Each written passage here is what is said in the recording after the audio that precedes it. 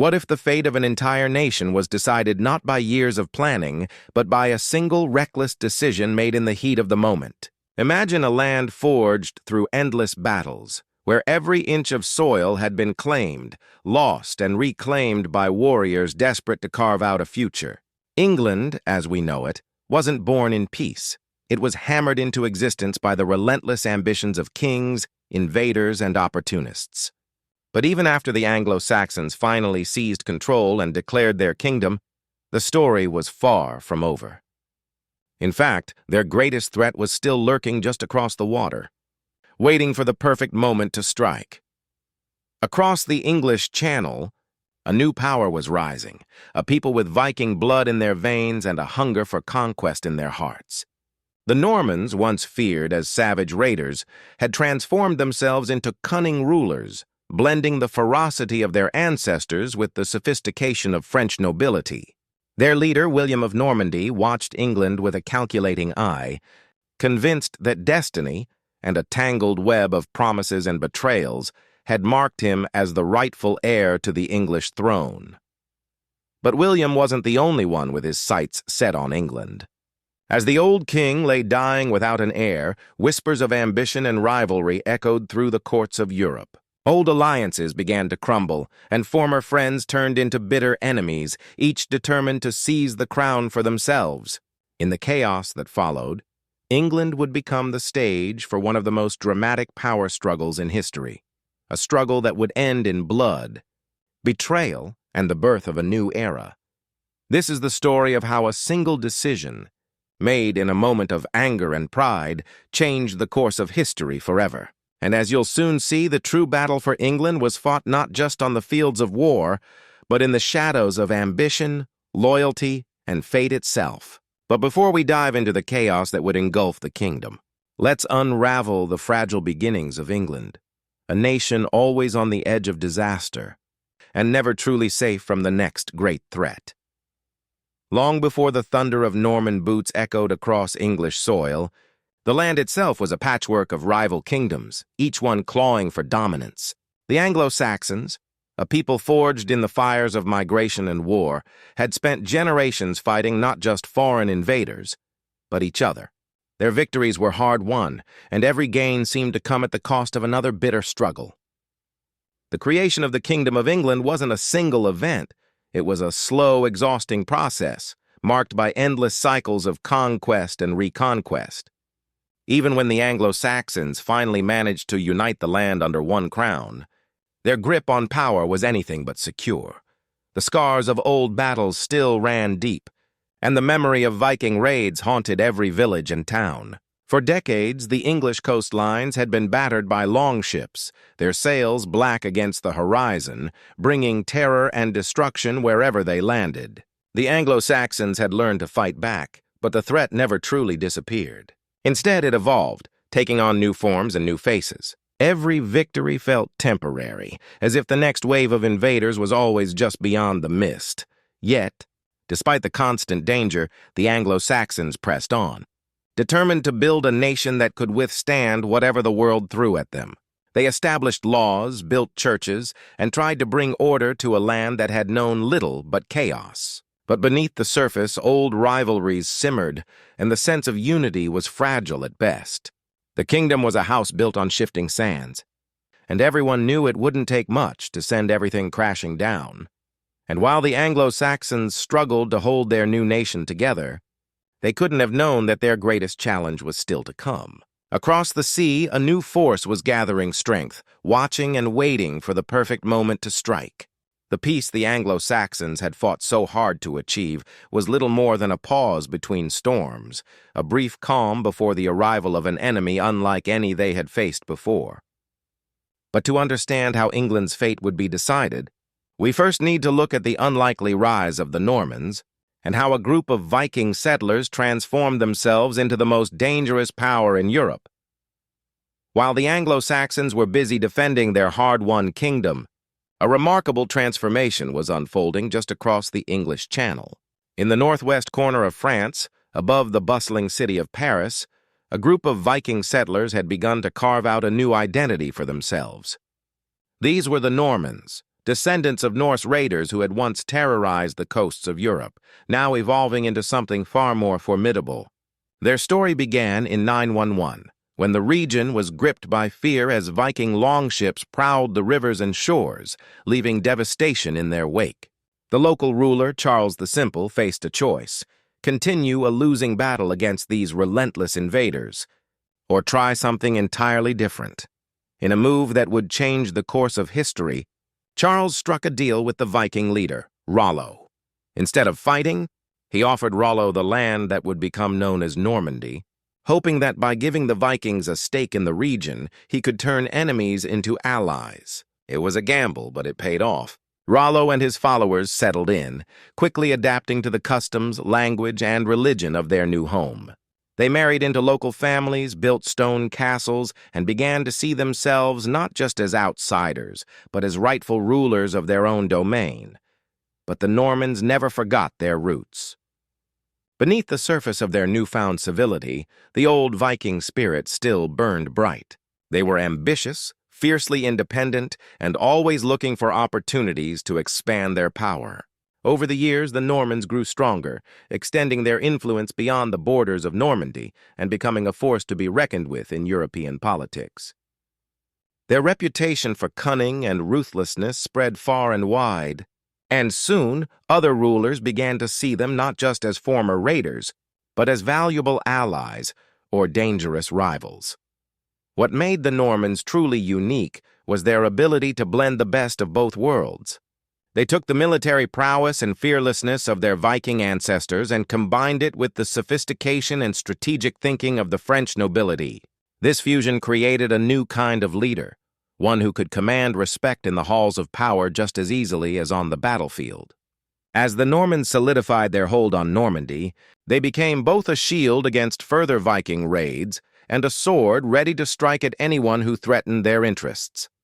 By the time the Anglo-Saxons were struggling to keep their kingdom intact, the Normans had become a rising star in the European landscape. Their ambitions were growing and their eyes were turning toward new horizons. England, with its wealth and its history of turmoil, was an irresistible prize. But before the Normans could make their move, a web of alliances and marriages would set the stage for a conflict that would shake the foundations of both nations. And as we'll see, the seeds of betrayal and ambition were already being sown, long before the first Norman ship set sail for English shores. As the Normans cemented their power in France, the Anglo-Saxons across the Channel were searching for ways to secure their own fragile kingdom. In a world where loyalty could shift with the tides, alliances were often sealed not just with treaties, but with marriages that bound families and entire nations together. One such union would prove to be far more significant than anyone could have predicted. In 991, the Anglo-Saxon king, Ethelred II, made a bold move by marrying Emma, the daughter of the Duke of Normandy. On the surface, this was a strategic attempt to forge a lasting friendship between the English and the Normans, a way to keep the ever-present threat of Viking raids at bay by turning potential enemies into family. This marriage was more than a simple political gesture. It was a calculated gamble. By tying the royal bloodlines of England and Normandy together, both sides hoped to create a bond strong enough to withstand the chaos of the times. For a while, it seemed to work. When the Vikings ramped up their attacks on England in the early 11th century, the Anglo-Saxon royal family found refuge in Normandy, relying on their new relatives for protection and support. For nearly 30 years, exiled English nobles lived under Norman roofs, waiting for the day they could return and reclaim their homeland. But alliances built on convenience are rarely unbreakable. Beneath the surface, old suspicions lingered, and the ambitions of powerful men simmered just out of sight. The marriage of Ethelred and Emma may have brought two houses together, but it also created a tangled web of claims and counterclaims to the English throne. Children born of this union would have ties to both kingdoms, and as the years passed, questions about who truly had the right to rule England grew louder and more complicated. The relationship between the Anglo-Saxons and the Normans was always a delicate balance, one that could tip into rivalry at any moment. While the alliance held firm during times of mutual need, it was never truly free from the shadow of betrayal. The Normans, with their growing power and restless ambition, watched England's internal struggles with keen interest. Every marriage, every alliance was another thread in a complex tapestry of power, one that could unravel with a single pull. As the years went by, the seeds planted by that royal marriage began to bear strange and unexpected fruit. The question of succession, who would inherit the English crown, became a source of tension not just within England, but across the Channel as well. The stage was set for a dramatic showdown as rival claimants emerged, each with their own web of alliances, promises, and grievances. And as the old king's health began to fail, the fragile peace between England and Normandy would be tested like never before. The next chapter in this saga would see friendships shattered, loyalties tested, and the fate of a nation hanging in the balance. The uneasy peace between England and Normandy was shattered the moment King Edward the Confessor drew his final breath. For years, Edward's lack of an heir had been a source of whispered anxiety in both courts and taverns. But when the inevitable finally happened in 1066, it set off a chain reaction that would plunge the kingdom into chaos. With the throne suddenly vacant, the question of who should rule England became a matter of life and death, not just for the claimants, but for everyone caught in the crossfire. The first to step forward was Harold Godwinson, a powerful English noble and trusted advisor to Edward. Chosen by the Witenagemot, the Council of England's most influential men, Harold was crowned king almost immediately. To many in England, this seemed like the natural choice, a strong leader who understood the land and its people. But outside the kingdom, Harold's coronation was seen as a direct challenge, even an insult, to other powerful figures who believed the throne was rightfully theirs. Across the North Sea, Harold Hardrada of Norway watched events unfold with growing determination. According to an old agreement between previous rulers of Norway, Denmark, and England, Harold believed he had a legitimate claim to the English crown. The deal was simple. If either king died without an heir, the other would inherit his lands. With Edward gone and no direct successor, Harold saw his chance. He began to gather his forces, convinced that destiny, and a promise made years before, was calling him to England. But the most formidable rival of all was William, Duke of Normandy. William's claim was rooted in both blood and promises. As the grandson of Emma of Normandy, he was connected by family to the English royal line.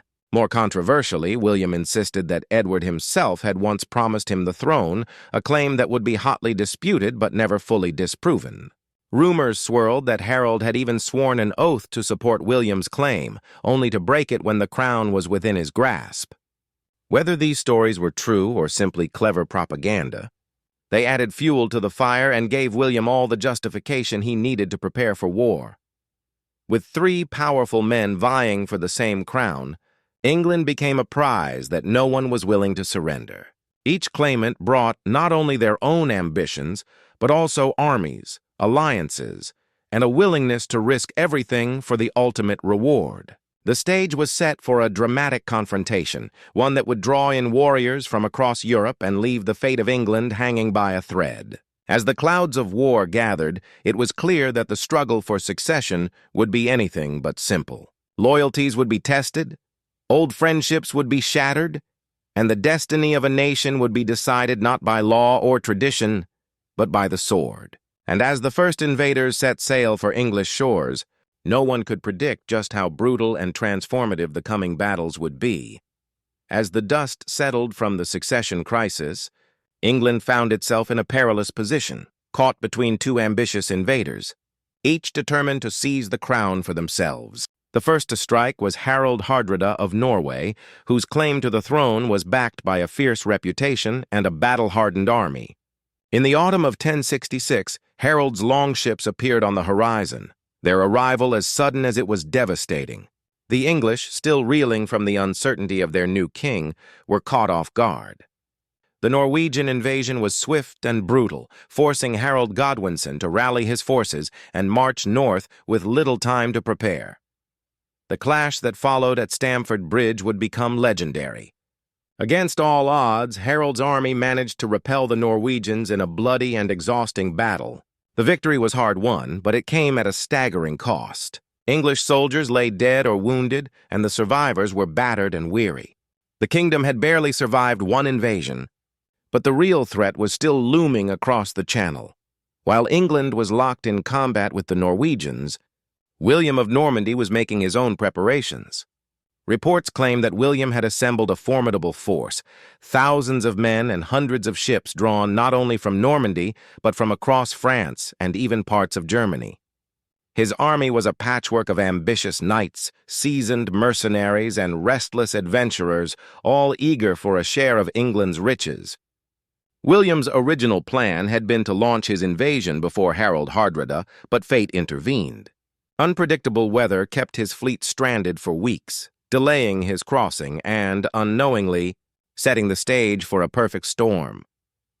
When the winds finally shifted, William's ships landed on the southern coast of England just days after the Battle of Stamford Bridge. For Harold Godwinson, the timing couldn't have been worse.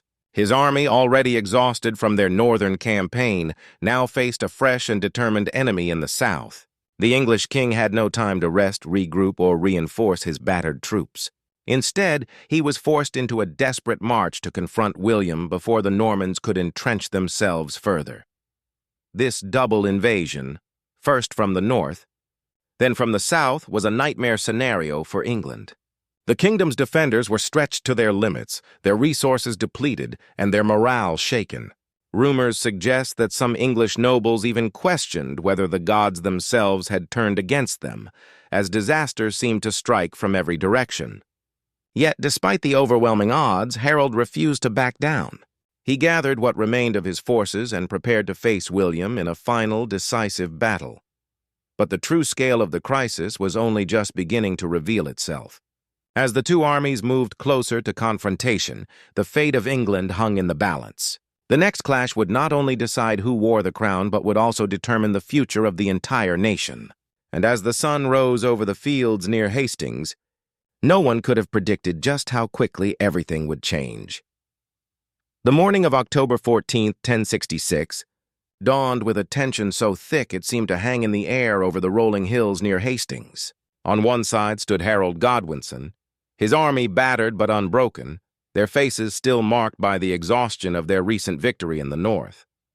On the other side, William of Normandy's forces waited, fresh and eager, their armor gleaming in the early light. The stakes could not have been higher. This was not just a battle for a crown, but for the very soul of England. The English took up a strong defensive position atop Senlac Hill, forming a shield wall that had proven nearly impenetrable in past battles. William's plan was to break this wall with a combination of archers, infantry, and cavalry, but from the very first moments, things began to unravel. The Norman archers loosed volley after volley, but the arrows fell harmlessly against the English shields. The infantry charged next, only to be met with a hail of rocks and the unyielding resistance of Harold's men. Even the famed Norman cavalry struggled, their horses unable to charge effectively up the steep slope, and those who reached the top were cut down by the English axes. For a moment, it seemed as if the English might hold the line. But then chaos erupted. Part of William's left flank began to retreat, either from panic or as part of a desperate feint. Some English soldiers, sensing victory, broke ranks and chased the fleeing Normans down the hill. It was a fatal mistake. William, who had been thrown from his horse and rumored to be dead, suddenly reappeared, rallying his men and turning the retreat into a deadly trap. The pursuing English were surrounded and cut down, their momentum lost in an instant. With the English shield wall now weakened, William seized his chance. He ordered repeated attacks, each one chipping away at the defenders' strength and resolve. The battle raged for hours, the ground turning slick with mud and blood. Both sides suffered heavy losses, but the Normans' discipline and relentless pressure began to tell. In the chaos, Harold Godwinson was struck down, some say by an arrow to the eye, others by Norman swords. His death shattered the last hope of the English army, and what had been a fierce resistance quickly turned into a desperate rout. By the end of the day, the fields around Hastings were littered with the fallen. The English nobility had been decimated, and the survivors fled in panic, leaving William and his knights victorious. The Battle of Hastings was over, but its consequences were only just beginning to unfold. England's fate had been decided in a single brutal day, a day that would echo through history for centuries to come. Yet even as William claimed the field, he knew that holding the crown would be an entirely new battle, one that would test his cunning and resolve like never before. The morning of October 14, 1066, dawned with a tension so thick it seemed to hang in the air over the rolling hills near Hastings. On one side stood Harold Godwinson, his army battered but unbroken, their faces still marked by the exhaustion of their recent victory in the north. On the other side, William of Normandy's forces waited, fresh and eager, their armor gleaming in the early light. The stakes could not have been higher. This was not just a battle for a crown, but for the very soul of England. The English took up a strong defensive position atop Senlac Hill, forming a shield wall that had proven nearly impenetrable in past battles. William's plan was to break this wall with a combination of archers, infantry, and cavalry, but from the very first moments, things began to unravel. The Norman archers loosed volley after volley, but the arrows fell harmlessly against the English shields. The infantry charged next, only to be met with a hail of rocks and the unyielding resistance of Harold's men. Even the famed Norman cavalry struggled, their horses unable to charge effectively up the steep slope, and those who reached the top were cut down by the English axes. For a moment, it seemed as if the English might hold the line. But then chaos erupted. Part of William's left flank began to retreat, either from panic or as part of a desperate feint. Some English soldiers, sensing victory, broke ranks and chased the fleeing Normans down the hill. It was a fatal mistake. William, who had been thrown from his horse and rumored to be dead, suddenly reappeared, rallying his men and turning the retreat into a deadly trap. The pursuing English were surrounded and cut down, their momentum lost in an instant. With the English shield wall now weakened, William seized his chance. He ordered repeated attacks, each one chipping away at the defenders' strength and resolve. The battle raged for hours, the ground turning slick with mud and blood. Both sides suffered heavy losses, but the Normans' discipline and relentless pressure began to tell. In the chaos, Harold Godwinson was struck down, some say by an arrow to the eye, others by Norman swords. His death shattered the last hope of the English army, and what had been a fierce resistance quickly turned into a desperate rout. By the end of the day, the fields around Hastings were littered with the fallen.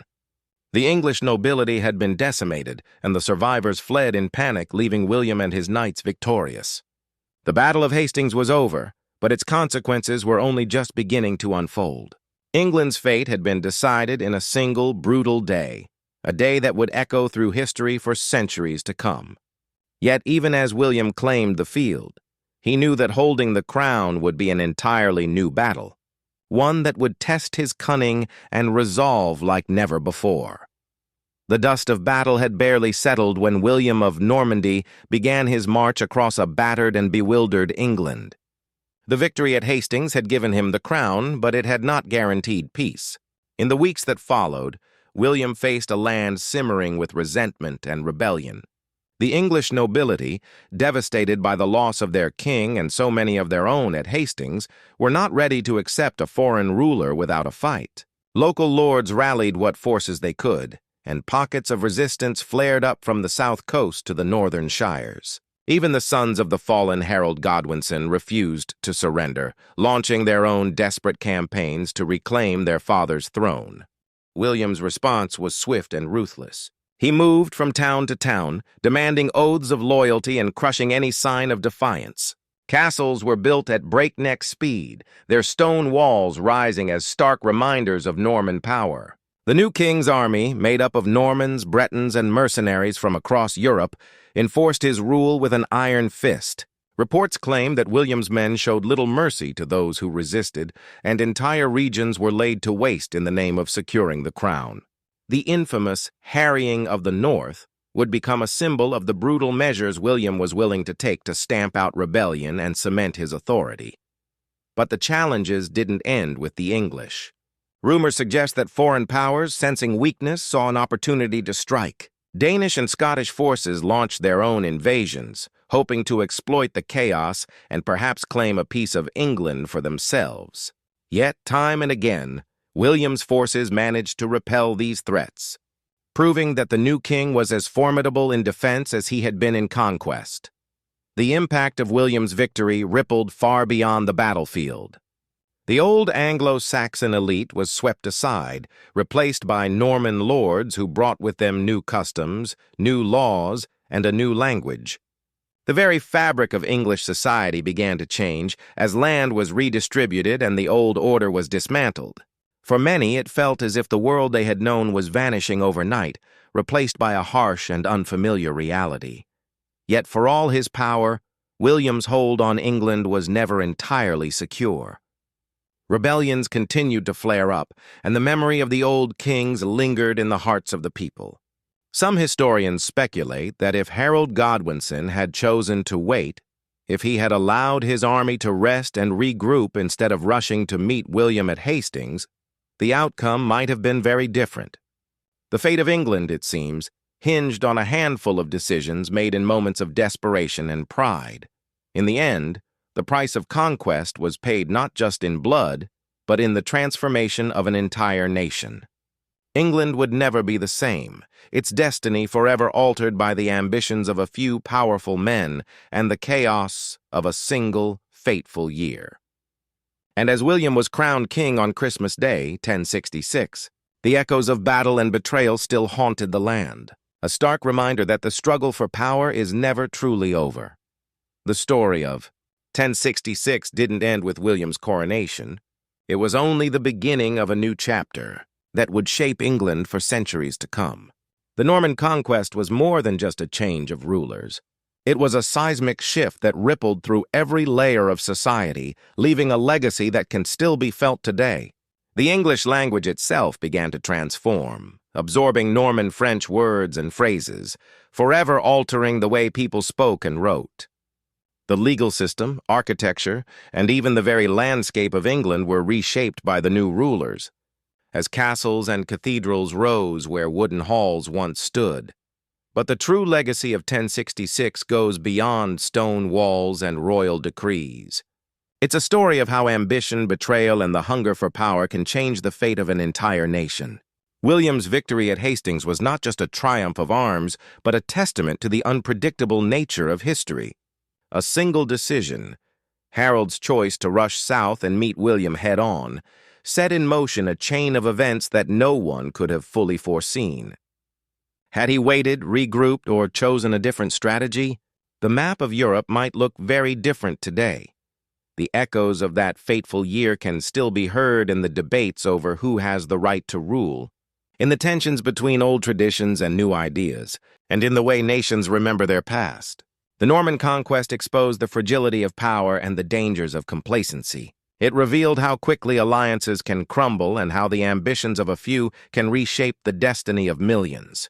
Even now, historians and enthusiasts debate the what-ifs of 1066, speculating about alternate outcomes and the hidden motives of the key players. Yet, for all the bloodshed and upheaval, the conquest also sparked a period of innovation and growth. England emerged from the chaos with a new sense of identity, forged in the fires of conflict and adaptation.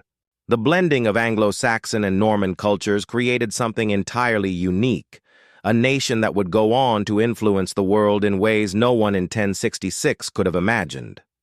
So, as we look back on the events that unfolded nearly 1,000 years ago, we're reminded that history is never set in stone.